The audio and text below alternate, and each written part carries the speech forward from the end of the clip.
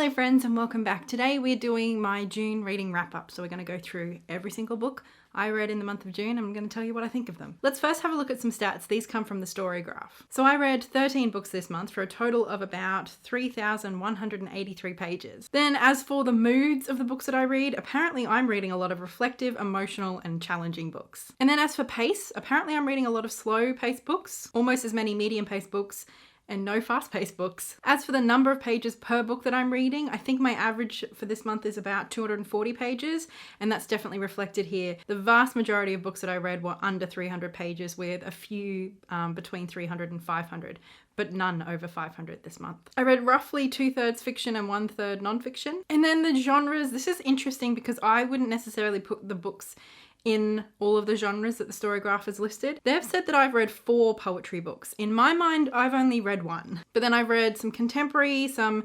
LGBTQIA+, some magical realism, memoir, historical, fantasy. Now, as for my ratings, my average rating is pretty high actually. It's 3.77. I don't necessarily feel like I've had a bad reading month, but I don't really think of myself as having had a great reading month in terms of like how many books I feel like have blown me away. And I think you can see that more in the breakdown. I didn't have any 1 or 2 star books, which is great. I had 5 3-star books. So a lot of sort of like mediocre, I liked them well enough but didn't love them books. And then the rest are evenly distributed across 3.5, 4, 4.5 and 5 stars, with 2 books in each category. Now let's get to the books. Let's start with my 3-star reads. Last month I kept forgetting to mention the audiobook, so I'm going to start with my first audiobook, and that was One Last Stop by Katey McQuiston. This I got through Libro FM's ALC program. Thank you, Libro FM. And it is a new or very soon upcoming release from the author of Red, White and Royal Blue. I didn't read that one, but seeing as I had the audiobook for this one and I felt like something sort of light and fun, I gave it a go. This is a sapphic romance between a bisexual girl who moves to New York and a lesbian who she meets on the train. And I mention that specifically because people keep calling this a lesbian romance, and that shit is bi erasure. Our main character, our narrator, is bisexual. So it's a cute, fun, playful sort of contemporary romance set in New York.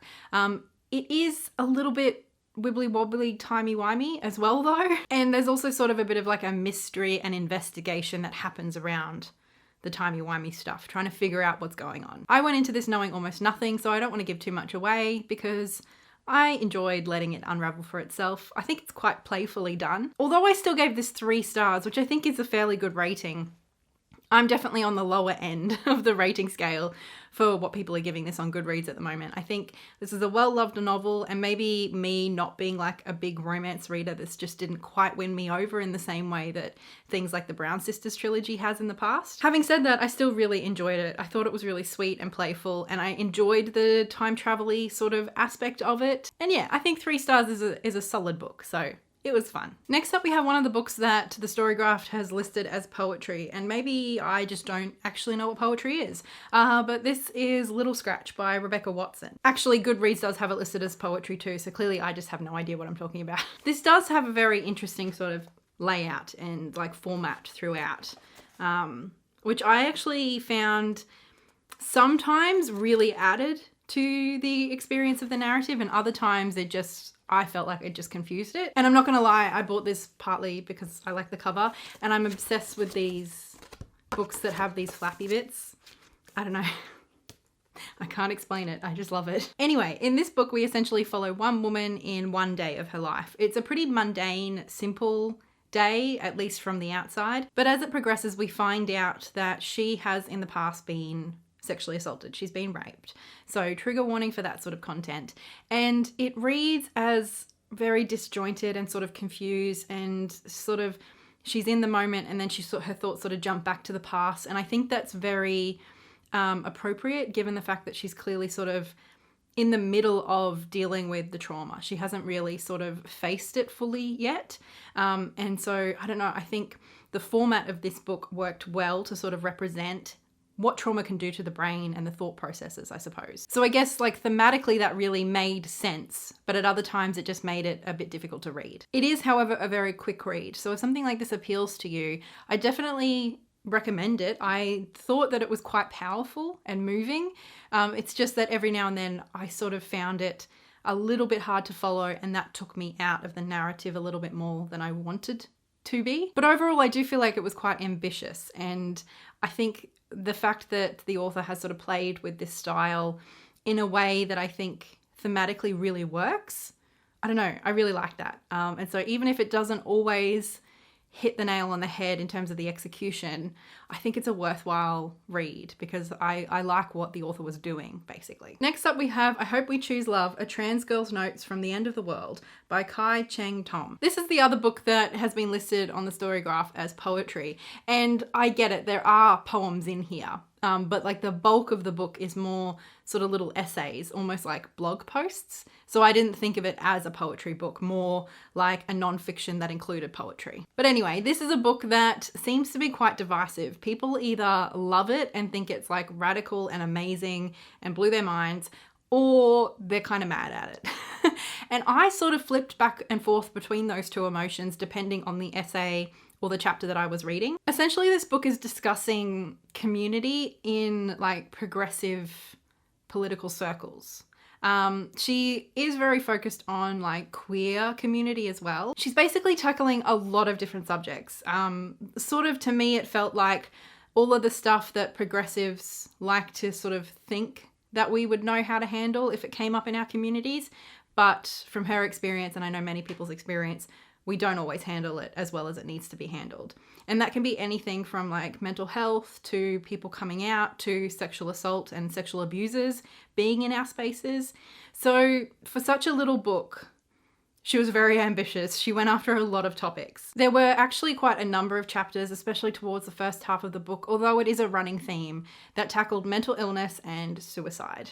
And so for me, I just found that really confronting and quite difficult a lot of the time.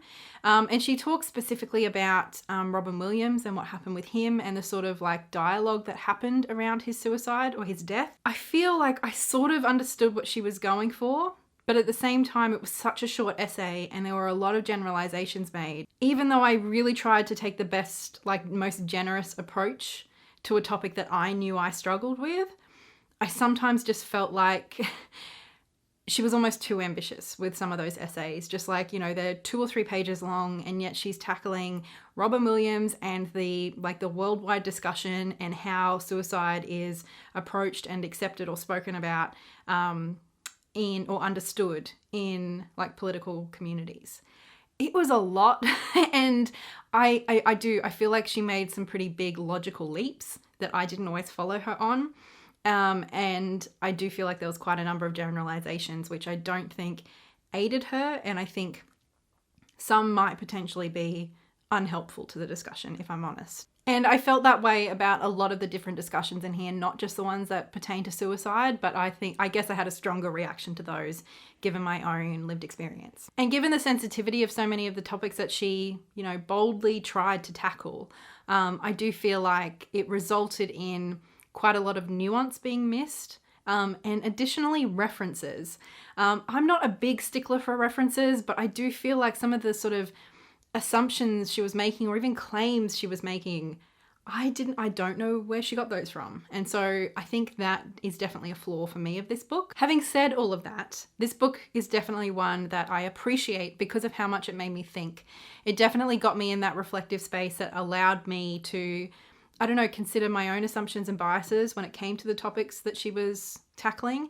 Additionally, I felt like the author was very, very vulnerable in her exploration of her response to these topics as well. Basically, she sort of dared to ask the questions and go to the places where we don't always go and the questions we don't always ask.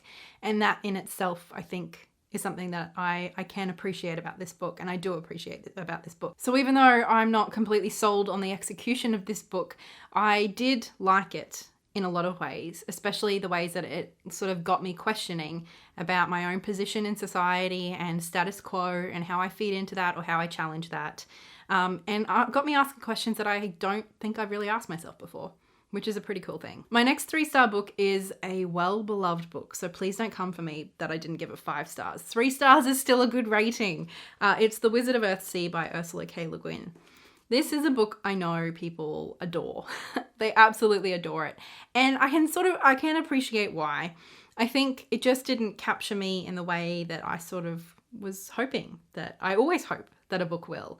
I enjoyed it well enough. I guess for me, the pacing was a little bit slow, and also bits of it were a bit repetitive. We spent an awful lot of time going back and forth on boats. Also, because I had never read an Ursula K. Le Guin before, but I've heard of her as sort of being like this fantasy feminist icon, I have to admit I was sort of surprised by this.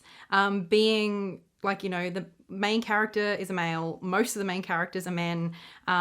There's very few women portrayed. I think only 2 women ever actually have dialogue in this book, and it's not particularly consequential, let's be real. However, a few of you have told me, and also the introduction and the afterword in this book, they were perhaps my favourite parts, because in it the author actually reflects on her journey with this book and this story, and how over time her own changes in her political ideology and her sort of growth in feminism did change the way she approached this series. I also really appreciated that, you know, not all the characters, especially most of the main characters, weren't white. I thought that was great, especially for a book written in the 60s, and a fantasy one at that. Another thing I really appreciated about this was the choice to sort of not have this big good versus evil, let's kill a bad guy and the world is saved narrative, which, as she again explores in the afterword, is really prevalent in fantasy, and it's kind of lazy, and I don't really find those stories super interesting a lot of the time. So there was a lot thematically I really liked about this book,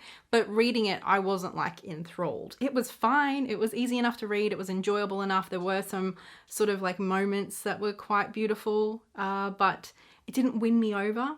However, I liked it enough, and particularly Ursula K. Le Guin's like discussion in here has made me want to continue with the series. So I will be continuing, and who knows, maybe the series will win me over more. The next book I want to talk about is actually the one that I probably struggled with most this month, and it is That Dead Man Dance.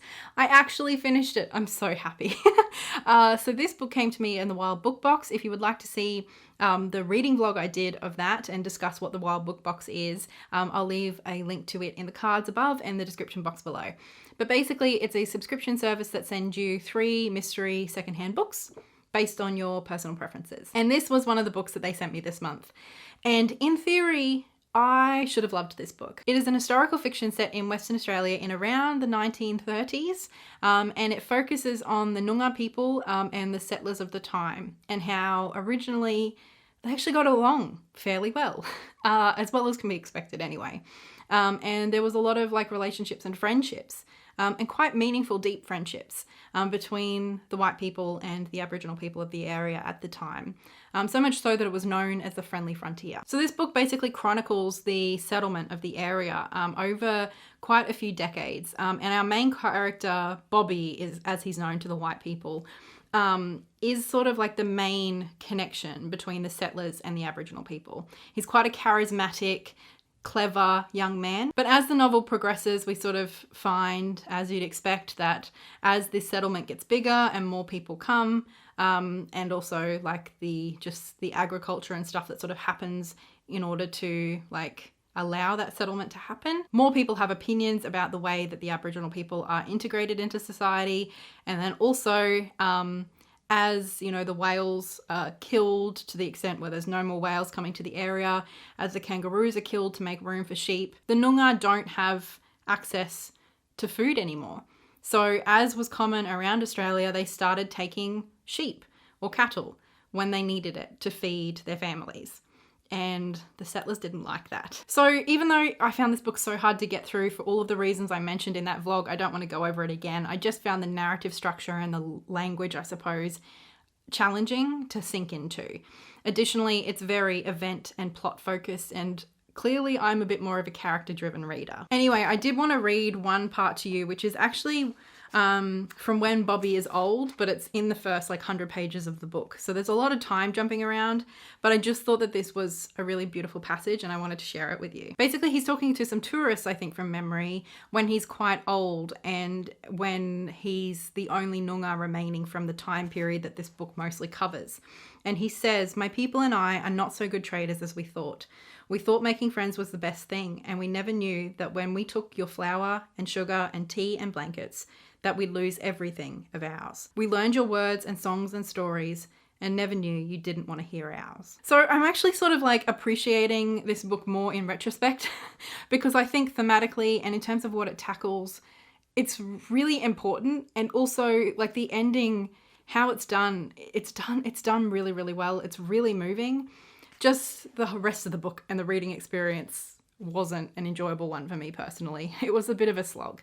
So that's why it's at 3 stars, even though I can appreciate why people adore this and why it's so well acclaimed here in Australia. Now we're on to the 3.5 star books. Both of these books that are in the 3.5 star category are actually books that I've read for the Palestine Reading Challenge. The first I'll talk to you about is this sweet little graphic novel. It's The Hookah Girl and Other Stories. And the art in here is really lovely. It's just a small little book. I read it in one sitting and I'm really glad that I read it, and it's one I would certainly recommend, especially if you're looking for a book on Palestine that's, you know, a different sort of style and format. This is a semi-autobiographical novel of a childhood as a Christian Palestinian in America, and she has these, they're basically like 2 to 4 page little mini stories about her experience growing up. And she tackles everything from sort of just being Arab in America and the stereotypes and sort of like the film stereotypes and stuff that are so prevalent in America that really influenced her as a kid. She also talks a little bit about how she was discouraged from following her dreams because she's a girl. Particularly her father didn't really see that as valid or valuable investing in her, which is sad, especially because she loved drawing and she wanted to be an artist. She does also just talk about the community of Palestinians that she grew up with and their celebrations and food and stuff. So it's also just got an inclusion of that, which I really appreciated too. At the very beginning, she actually discusses trying to get this published at all. I think she originally wrote this in 2007 and she took many years and many failed attempts to get it published because people basically told her that her identity was too politicized and that they couldn't publish something by a Palestinian. And she says at the beginning, when some continually make a point to assert that Palestinians don't exist, calling yourself the thing that you are becomes an act of defiance. So that was probably my favorite line in this book. It's so little, there's not a lot of depth to it just because, you know, there's not supposed to be. These are like little snapshots of her experience. And for that, I appreciated it and really enjoyed it. Then next up is Palestine Plus 100. This is a collection of short stories that are all science fiction, speculative stories. And the idea of this is basically that they are all set 100 years after the Nakba. So they're all set in 2048. So I just loved this concept. I thought it was so cool, so much so that I bought another book in this series now because I love the idea of it. And as with all short story collections, any anthologies, it's a mixed bag. Some of these stories I, can appreciate what they were trying to do, but maybe just didn't work as well for me. Some of them I do feel like leaned very heavily into like the tech side and they just weren't my favorite. I still liked most of these stories. Some of them I really, really liked. The one story in here that I just felt like was absolute gold was a story called The Key, and that's by Awa Hamed, translated by Andrew Lieber. And I don't want to say too much because it's the shortest story in here. It really is a very short story. I think it's like 10 pages long, but it's basically this ghost/psychological thriller story about Israelis living in the homes or on the land that they'd expelled Palestinians from 100 years before. And that coming back to haunt them, basically. It's really brilliantly done. It's so simple in its execution, but it's so atmospheric. It worked really, really well. So that was by far my favorite. But overall, I just really enjoyed this. I thought it was a really playful, interesting, sad, hopeful sometimes look at the future for Palestine. So it was really good. Now we're at the 4-star books. Let me talk first about another audiobook I listened to this month, again from Libro FM's ALC program. This was Somebody's Daughter, a memoir by Ashely C. Ford. Now, I didn't know Ashely C. Ford before I listened to this. I know she's sort of like a big deal in America from what I can tell. This is a really moving, sometimes harrowing memoir of Ashely's experience as a young girl. It really follows her through her whole childhood. And I don't think she's very old now. I don't know how old she is now, but it didn't feel like, it was like a full lifetime. It really felt like we were mostly focused on her childhood and adolescence. Basically, Ashely's father has been incarcerated since she was really young. And we discover later why, and that's a very challenging journey for her to go on. But then she also has a very difficult relationship with her mother, and at times her grandmother too. As with, I feel like so many memoirs that are coming out from like young people today, there's a lot of trauma that is dealt with throughout the book. There's a lot of just like, I would call verbal, sometimes physical abuse that she experiences as a child. And then there's rape and sexual assault discussed and an on-page situation as well. This really is a book about girlhood, identity, family, and the complexities of all of those things. And it's a story of her sort of trying to be a good girl, trying her best to be good, being terrified by what's happening around her, and sometimes getting into trouble and not quite doing the right things, but ultimately finding her way to telling her own story. I found it to be very vulnerable and sensitive. I thought it was quite beautiful, especially towards the end when a member of Ashely's family is dying and the sort of reflections that prompts in her and the people around her. I think that to me was definitely the most impactful part of the book. And then additionally in the audiobook, I don't know if it's included in the physical book. In the audiobook, there's an interview with Ashely and her friend, I've just spaced on his name, Clint, I think it was, who's also an author. I haven't heard of him before, but it's about an hour long where they just sort of talk about the books that they've written and sort of their journey through that, their understanding of racism and how that's impacted them as well. But ultimately about the importance of telling their stories and what that has meant historically and now. I don't know. I really enjoyed that part too. And then another book I got in the Wild Book Box this month was The Lake by Banana Yoshimoto. I have read one other book by Banana Yoshimoto. I read Kitchen, which I really like. That includes 2 sort of short stories. I liked both of them. So I was definitely looking forward to reading another by this author. This is still only like under 200 pages, but it felt a lot longer and a lot richer than Kitchen. Again, if you're interested in hearing more of my thoughts on this one, more extensive review in the vlog that will be linked below. But basically this is a story about 2 people, Chihiro and Nakajima, who have both lost their mothers, and they find each other. But Nakajima has also had quite a traumatic past. We sort of learn about that throughout the book. But basically it's just about these 2 people who are sort of in different places in their grief because they had different mothers and different relationships with those mothers and different life experiences, but who are just sort of trying to love each other the best that they can. I don't know. I found this quite sweet. It's quite sad too in a lot of ways, but I don't know. I just found their interactions and especially Chihiro's sort of own internal monologues and reflections on her own experiences, but then also just her deep desire to understand the man that she's growing to love. I just thought it was really sweet. Okay, now for our 4.5-star books. Another book I read this month for the Palestine Reading Challenge was Mural by Mahmoud Darwish. This is 2 poems. Mural is the longest one in here, but then there's also The Dice Player, which I understand was the last poem he published before he passed away. I really, really loved this. I will be putting out a vlog of the books that I am reading for the Palestine Reading Challenge, hopefully in the next week or 2. So I will talk more about that in that vlog. And I also read a little bit to you, the bits that I like and that stood out to me. And basically I just found this really moving. Mural in particular was, I think, in large part about him being sick and sort of reflecting on what he was losing in that, that sort of decline of his health. And also, I don't know, preparing for death in many ways. It is like a 50-page poem, so it's sort of connects to other things as well, but that was at the heart of it, I guess, for me. And then The Dice Player is just about like all of the chance that is involved in just being alive and being human and how weird and out of control everything is. And I just found it really moving. I just was sort of like on the verge of tears the entire book. I thought it was absolutely beautiful. And then Before the Coffee Gets Cold by Kawaguchi. This book, I loved this. Maybe I'm being too harsh not giving it a full 5 stars, but yeah, I don't know. I may change that at some point. But for now, oh my God, I adored this.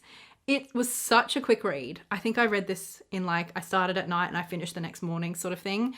So within 24 hours. And it's such a fun premise. Essentially, there's a little dingy cafe in some back alley in Tokyo where you can go and time travel. But there's just so many restrictions on what that time travel can look like. Basically, it can only happen at a couple of points, specific points during the day. And you have to sit in one particular chair in the cafe. And when you time travel, you're stuck in that chair and you have to come back to the present before your coffee gets cold. So many rules. So basically there's 4 sort of short stories that are interconnected in this book where different people choose to time travel for different reasons, usually to do with relationships of different kinds. There's someone who sort of had their heart broken. There's somebody who wants to meet a family member they may never get to meet, stuff like that. And they're basically people who are uncertain about the future, or they have regrets, or whatever. Just those sort of themes are tackled in here. The second story about the husband and the wife, basically there's a husband who has early onset dementia or Alzheimer's. He's losing his memory basically. And there's time travel involved in this story. And I'm going to cry just thinking about it. I sobbed. Like, I was a mess reading that story. I don't know what in particular about that got me so much more than the others. I sort of teared up in a few of the other stories, but this one in particular, I could like barely finish the damn story because I was crying so much I couldn't see. I couldn't wear my glasses because there was so much water. And the sounds I was making. It's like I was like wailing. I don't know how to describe it. I was a mess for about 45 minutes. And like Blair had to stop what he was doing and come and check on me. And then the next morning when I woke up and I started thinking about the story again, I started crying again. So yeah, like I know that this book is one of those books that's supposed to have a message and it's supposed to be emotional, and some people find that on the nose. I guess I'm just a sucker because that worked for me. I adored it. And now for our 5-star books. The first, another book that I've read for the Palestine Reading Challenge, is Palestinian Walks by Raja Shehadeh. This was an incredible book. And it's one that I haven't stopped thinking about since I read it earlier in the month. Raja is a human rights lawyer in Palestine, and he also was involved in a lot of like land rights cases in trying to protect Palestinians' land from Israeli occupation. And in this book, he basically details several walks he takes over many, many years. This book spans decades. And so it's a beautiful sort of juxtaposition, I suppose, of this beautiful landscape and these beautiful journeys that Raja takes us on, and to see the loss he's experienced personally reflected in the land around him. It's really heartbreaking, and I think Raja is really vulnerable and honest with us in this book. There's moments where he gets really frustrated, moments where he, I think, feels quite hopeless with the situation. Sometimes he feels angry, and he's just really honest about all of those emotions. But at the same time, he insists on persisting. I don't know. I feel like I've spoken about this book quite a lot lately. Again, I will talk more about this in the Palestine Reading Challenge vlog that will be up in a couple of weeks. I absolutely loved this. I could not recommend this more highly. If Palestine is something that you don't feel like you know much about, I would definitely recommend giving this a go, because I don't feel like it's so heavy that it's overwhelming and you need to know a huge amount in order to understand what he's talking about. He discusses his own experiences and his like really serious experiences in a way that's very accessible in terms of how understandable it is. And additionally, if you enjoy nature writing and like walking and those sort of topics as well, I think those moments in the book allow you space to just sort of like sit with the uncomfortability and the difficult emotions that this book brings up as well. And then for the Enlightenment of the Greengage Tree by Shokoofeh Azar. This was my third book in the Wild Book Box, so if you're interested in watching that vlog, as I said, that will be below. This book is a magical realism historical fiction set in the decades after the Islamic Revolution in Iran in 1979. Essentially, we follow this family of 5 and their own experiences of the revolution itself and then what happens afterwards. There's a lot of exploration of arrests and executions and also just the cultural changes. For example, Rosa, the mother in this book, wanted to be or was a poet who never wore and didn't want to wear a headscarf. And so those rules with the morality police changing very much impact her and her understanding of herself and her well-being. The family in this book also really love and appreciate literature, and so books play a big part in this book as well. There's one scene where a bunch of books are burned, and the books, the characters on the pages, on the covers, and the characters in the books start crying out to one another and screaming in pain. And like that scene is such an impactful one, I think, and is one example of the magical realism that comes through in this book and how powerfully it's used to sort of just really impress upon the reader the emotional impact of everything that's happening, as well as like an intellectual understanding. There's also like jinns and fairies, I think, in here too, but probably the most prevalent and I think the most well executed part of the magical realism are the ghosts. This is a ghost story in a lot of ways. There are many, many ghosts that we talk to and get to know in this book. I don't want to talk too much about it. I don't want to spoil it. I think from what I can tell, some of the editions of this book internationally actually do spoil something about like who is a ghost. The Australian copy, and this is like, it is an Australian title, does not spoil that. And I'm glad it didn't, because that like was such a cool moment in the book for me. A sad one, but also like the way that it was done was really impactful. So I don't know, if you're overseas and you want to try this book, maybe don't read the blurb. There's also a lot of like stories within the story. So we get a lot of different perspectives of, you know, how Iran has changed in the decades after the revolution. So it was such a beautifully well done book. I could not put it down. And just like the vivid imagery that is staying with me days after I finished this, like I think that is just so well done. I loved this book. So if I've done that right, that is all of the 13 books that I read in the month of June. And although I did have quite a few mediocre books that I liked well enough, but I don't know that they'll stay with me long term, I did find a couple of gems. I definitely did. I would love to hear in the comments below what you have been reading this month, and especially those books you've really enjoyed. And I will talk to you in another video again very soon. So much love. Bye.